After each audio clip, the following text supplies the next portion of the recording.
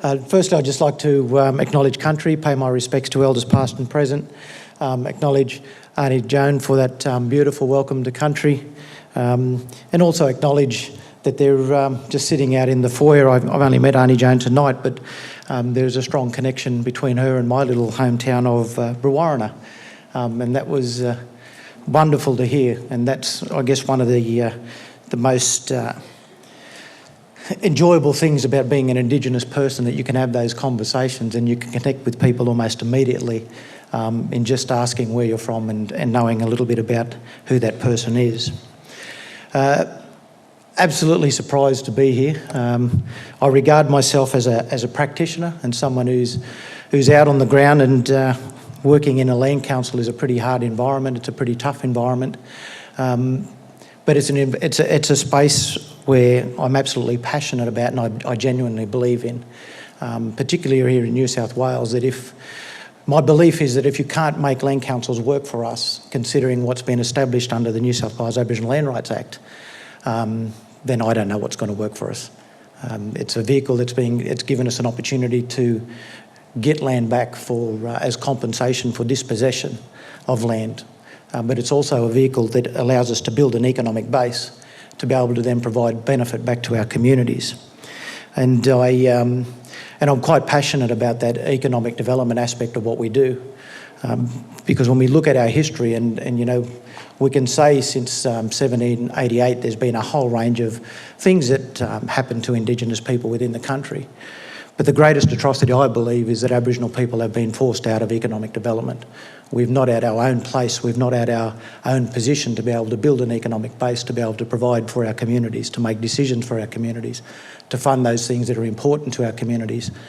Unfortunately, today we're ended up in an environment that our organisations are dependent on the needs of our communities to deliver and provide programs and services. Our people are desperately stuck in a welfare cycle that we're struggling to try and get them out of.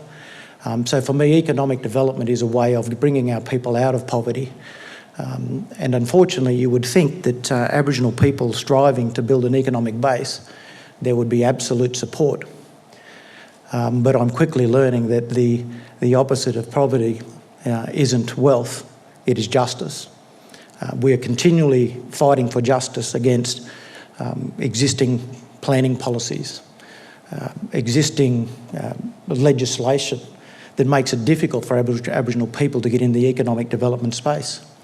And these are the types of things that we're continually fighting at Darkinjung Land Council by responding to parliamentary inquiries and so on, to make sure that we're getting our voice across around those things that are impacting on us.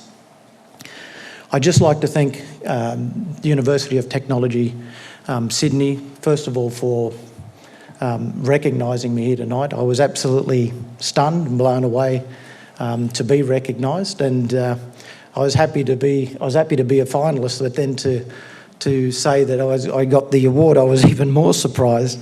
And I think there'll be many people back home in my little community that will be quite surprised. I'd also like to thank the faculty for recognising the work that I do. It's sometimes work that doesn't come with a lot of recognition, and unfortunately, you know, the recognition doesn't necessarily come from our own people. So when recognition does come up, it feels good. So thank you very much for that. Just a little bit of background, I guess, as to how I got to this point, but my background's in the building industry, so I probably could have made this for you at a certain point in my career. My background's in the building industry, and you know, the building industry really taught me about process. It taught me about patience and the sequence of getting from a foundation to actually a finished product. But the teaching degree that I did as a part of becoming a TAFE teacher back then really taught me process, it taught me discipline, and it taught me how to get a clear message across to my community, because convincing Aboriginal people that economic development is a path to a brighter future isn't an easy challenge when you're asking people to make decisions to develop land. So my teaching degree has allowed me to be able to communicate with my members and my community, for them to see the value in participating in economic development, but seeing the value that economic development brings, whether that's through home ownerships, through funeral funds, through a school that we've just established with Barker College, through a whole range of things. Finally, I would like to thank without a doubt, the most important person in my life, my beautiful wife, who supported me through this whole process. Coming from a trade background, I failed at school miserably. To get into the university and to start a degree, I wouldn't have been able to do it without her, and it also helped that she'd already completed a teaching degree, so she knew what I was getting into, and I wouldn't have been able to achieve it without her support. So to Raylene, thank you very much.